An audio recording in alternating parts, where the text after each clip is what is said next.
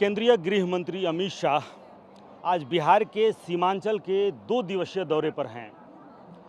इस दौरे के क्रम में अमित शाह अभी पूर्णिया में जन भावना रैली को संबोधित करेंगे, जबकि किशनगंज में अलग अलग 2 बैठकों में भी उन्हें हिस्सा लेना है। जदयू से गठबंधन टूटने के बाद, या यूं कहें कि बिहार में सत्ता से बेदखल होने के बाद, अमित शाह के इस पहले दौरे को लेकर राजनीतिक हलकों में कई मायने निकाले जा रहे हैं। माना जा रहा है कि अमित शाह सीमांचल के रास्ते बिहार में न केवल मिशन 2024 का आगाज़ करेंगे, बल्कि पार्टी की ज़मीन मजबूत करने की भी कोशिश करेंगे। 2019 के लोकसभा चुनाव में भाजपा और जदयू ने मिलकर बिहार में 40 में से 39 सीटों पर जीत हासिल की थी, जिसमें जदयू को 16 सीट मिले थे, जबकि भारतीय जनता पार्टी को 17 सीटों पर जीत मिली थी। अब नई परिस्थितियों में नीतीश कुमार के बगैर भाजपा ने 35 सीटों का लक्ष्य रखा है। ऐसे में मिशन 35 को पूरा करने के लिए अमित शाह का यह दौरा किसी मुहिम की पहली और महत्वपूर्ण कड़ी है। दरअसल मुस्लिम बहुल सीमांचल क्षेत्र में राजद की एमओआई समीकरण के चलते यह इलाका महागठबंधन का गढ़ माना जाता है। समीकरण के लिहाज से अभी महागठबंधन भारी है। यहाँ पर पूर्णिया प्रमंडल में लोकसभा की 4 सीटें हैं, पूर्णिया, कटिहार, किशनगंज और अररिया। 2019 के लोकसभा चुनाव में भी एनडीए को 4 में से 3 सीटें मिली थी। इनमें अररिया भाजपा को, पूर्णिया और कटिहार की सीट जदयू को, जबकि किशनगंज की सीट मोदी लहर के बावजूद कांग्रेस के खाते में चली गई थी। अब जबकि जदयू ने भाजपा से किनारा कर लिया है, तो भाजपा सीमांचल के बहाने राजनीति की ऐसी विसात बिछाना चाहती है जिससे जातीय गोलबंदी के बजाय हिंदुओं का ऐसा ध्रुवीकरण हो जिसकी गूंज पूरे बिहार ही नहीं बल्कि सीमा क्षेत्र के बंगाल तक सुनाई पड़े। केंद्रीय मंत्री गिरिराज सिंह जी हमारे साथ हैं। आज पूर्णिया में सीमांचल से अमित शाह जी भारतीय जनता पार्टी के मिशन 2024 की शुरुआत कर रहे हैं। मेरा पहला सवाल ये होगा, गिरिराज सिंह जी, सीमांचल क्यों चुना गया? सीमांचल भारत का अंग है, बिहार का अंग है। इस पर प्रश्न क्यों उठता है कि सीमांचल क्यों? हमारे लिए बिहार का, देश का हर कोना एक बराबर है, इसीलिए सीमांचल। क्या ये इस इलाके को माना जाता है ये आपका गढ़ भी नहीं है? क्योंकि पिछले चुनाव में भी जब मोदी जी की लहर थी उस वक्त भी किशनगंज आप हार गए थे, तो क्या ऐसा कुछ नया होगा जो आपकी ज़मीन यहाँ तैयार होगी? जमीन हमारे लिए कोई तैयार नहीं करना, हमें राष्ट्र की एकता, राष्ट्र का विकास मेरी ज़मीन है। जिनकी ज़मीन वोट बैंक केवल होगा, तुष्टीकरण होगा, उनसे ऐसे सवाल पूछें। जो तुष्टीकरण की राजनीति करते हैं उनसे ये सवाल पूछें कि आखिर पूर्वांचल में मजहबी छुट्टी स्कूलों में क्यों? उनसे पूछें। सारे कोर्ट कचहरी दफ्तर रविवार को बंद होता, वो शुक्रवार क्यों? उनसे पूछें, हमसे ना पूछें। अच्छा, एक सवाल यहाँ पे ये बनता है कि आपने कहा बिहार को या भारत को पाकिस्तान नहीं बनने देंगे। जो लोग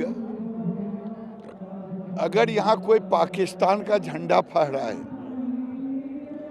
पाकिस्तान जिंदाबाद करे, इस्लामिक स्टेट बनाने की बात करे, तो मेरे जैसे कोई व्यक्ति, कार्यकर्ता एक भी जिंदा रहेगा, वो कभी बनने नहीं देगा। भारत माता की रक्षा के लिए हम सदैव खड़े रहे हैं, खड़े रहेंगे। रैली आप कर रहे हैं, बेचैनी महागठबंधन में है, नीतीश जी कुछ बोल रहे हैं, लालू जी कुछ बोल रहे हैं, तेजस्वी यादव कुछ बोल रहे हैं। बेचैनी उनको है क्योंकि वो जात पात की राजनीति करते, वो धर्म घुसपैठियों को संरक्षण देते। ना हम जात पात करते हैं, ना हम घुसपैठियों को संरक्षण देते हैं, उसके खिलाफ में आवाज उठाते हैं। अमित शाह जी यहाँ नफरत फैलाने आ रहे हैं। मैं फिर कह रहा हूँ, नफरत कौन फैला रहा है? ये किसी से छुपा हुआ है? घुसपैठियों को माथे पर बिठाने का काम किसने किया है? चलिए, तो ये सवाल है गिरिराज सिंह जी का कि आखिर घुसपैठियों को सर पे बिठाने का काम किसने किया है। सवाल उनसे भी पूछा जाना चाहिए कि अमित शाह की इस रैली को या इस यात्रा को जो नफरती और मजहबी यात्रा कह रहे हैं, उनसे सवाल केंद्रीय मंत्री गिरिराज सिंह का कि हम यहाँ नफरत फैलाने नहीं बल्कि जो चीज़ें पिछले 30 सालों में हुई हैं उनको सुधार करने आ रहे हैं।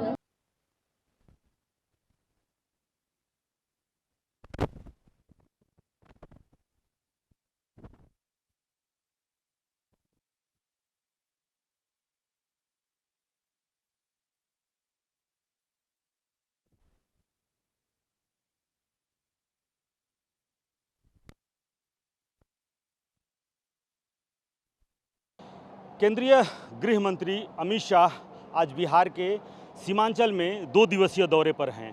आज पहला दिन है, पूर्णिया पहुंचेंगे। हमारे साथ भारतीय जनता पार्टी के प्रदेश अध्यक्ष संजय जायसवाल जी हैं। संजय जी, कितना महत्वपूर्ण है भारतीय जनता पार्टी के लिए ये इलाका, और अमित शाह ने अपने मिशन 2024 का आगाज़ करने के लिए इसी इलाके को क्यों चुना? वह तो इत्तेफाक है कि उन्होंने पूर्णिया को चुना, लेकिन मुझे भी उम्मीद नहीं थी कि उनके पूर्णिया आने के नाम पर महागठबंधन के पसीने छूट जाएंगे। तो हमारे लिए तो बहुत अच्छा हुआ है, और जनता भारतीय जनता पार्टी की सरकार बिहार में बनना देखना चाहती है। माननीय गृह मंत्री जी के आने से भाजपा यहाँ पर सभी सीटों पर जीतते रही है। हम अपने दयावश जदयू को देते थे, इस बार इस इलाके की सभी सीटें भाजपा जीतेगी लोकसभा में, और बिहार में हम 2/3 बहुमत से अपनी सरकार बनाएंगे। 4 सीटों में, जो सीमांचल के 4 सीट हैं, देखें उसमें से 3 सीट जेडीयू के पास, 2 एक आपके पास। मोदी जी की लहर के बावजूद कांग्रेस ने 1 सीट, अगर बिहार में विपक्ष को 1 ही सीट मिला वो है किशनगंज। ऐसे में आज तो लालू भी वहाँ हैं जहाँ नीतीश कुमार चले गए हैं, क्या उम्मीद बनता है? एक रिकॉर्ड टूटना बाकी था, इस बार वह भी रिकॉर्ड तोड़ेंगे। किशनगंज से भी भाजपा का कमल खिलाने के लक्ष्य से हम काम कर रहे हैं। इसके पहले चाहे लालू प्रसाद यादव हों या फिर नीतीश कुमार हों, तेजस्वी हों, सब कह रहे हैं कि जहर फैलाने आ रहे हैं, नफरत बनाने आ रहे हैं। लालू जी ने ट्वीट किया कि अपने बच्चों को सावधान कर दो, आग लगाई जा रही है। वह जानते हैं कि अमित शाह जी के आने से यह पूरा इलाका भाजपामय हो जाएगा, और जाहिर बात है कि विरोधी दलों को इस बात का डर है कि गृह मंत्री जी जो यहाँ से संदेश देंगे, यह पूरा इलाका भारतीय जनता पार्टी का इलाका बदल जाएगा। इसीलिए बेचारे नर्वसनेस में, बेचारे घबराहट में जो समझ में आया वो बोल रहे हैं। अच्छा, ये भी कहा जा रहा है कि केंद्र शासित प्रदेश का दर्जा देने की भी तैयारी चल रही है। यह बिल्कुल बकवास बात है। कहाँ से ये चर्चा चली है इसका मुझे नहीं पता। पूरा बिहार एक साथ इकट्ठा है, और यह इलाका हमारे साथ मिलकर के केंद्र में नरेंद्र मोदी जी की सरकार बनाने को तैयार है। मैं लगातार 5 दिन से यहाँ विभिन्न जिलों का दौरा कर रहा हूँ, सभी में उत्साह है। सभी कह रहे हैं कि नहीं, बिहार में भाजपा का मुख्यमंत्री अब हर हालत में होना चाहिए, जिससे कि हम उत्तर प्रदेश की तरफ विकास कर सकें। आप कह रहे हैं कि यह इलाका, तो ये बताइए, यह इलाका तो मुस्लिम बहुल इलाका है और आमतौर पर मुस्लिम को बीजेपी का वोट बैंक नहीं माना जाता है, तो क्या वाकई आप ध्रुवीकरण करने की कोशिश करेंगे यहाँ?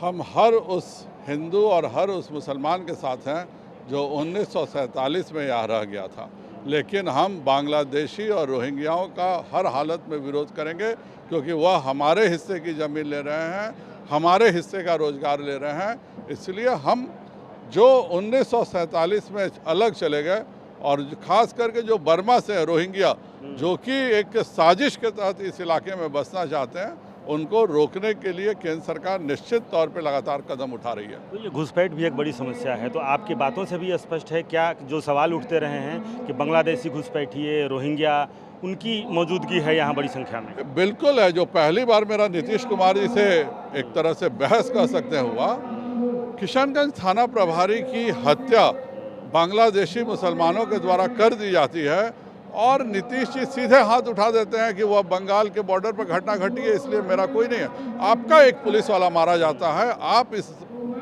बिहार के मुख्यमंत्री, आपको कोई नहीं अंदर पड़ता कि एक आपका एक पुलिस का थाना प्रभारी मारा गया।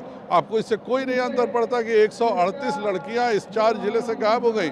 इससे शर्म की बात किसी मुख्यमंत्री के लिए नहीं हो सकती है। और जो उन्होंने प्लान अपना बनाया है कि राजद के कार्यकर्ताओं को आश्रम से प्रशिक्षण देंगे, उनको बधाई है, लेकिन राजद भी नहीं बचेगा। पहुंचेगा। जाहिर सी बात है, जिस तरीके से कह रहे हैं कि ये जो इलाका है, इस इलाके में भी वो कमल का फूल खिलाएंगे। आधार क्या होगा, क्योंकि मुस्लिम बहुल इलाका है।